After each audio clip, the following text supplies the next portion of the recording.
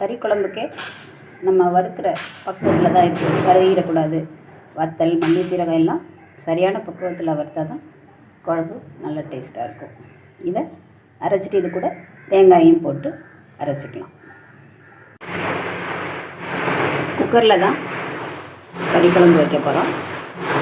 நான் இந்த கரண்டியால் 5 கரண்டி, சின்ன கரண்டி தான் நல்லெண்ணெய் ஊற்றிருக்கேன். கறி குழம்புங்கிறதுனால ஊற்றிருக்கேன். இது ஊற்றினா தான் குழம்பு நல்லா டேஸ்ட்டாக இருக்கும். நீங்கள் என்னென்ன வேணாலும் யூஸ் பண்ணிக்கோங்க. எண்ணெய் காஞ்சிருச்சு.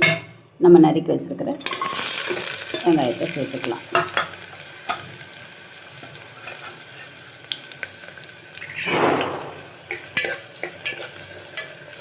இது நல்லா வதங்கி வரட்டும். வெங்காயம் நல்லா வதங்கி வந்துடுச்சு. இந்த நேரம் நம்ம கழுவி வச்சுருக்க கறி சேர்த்துக்கலாம்.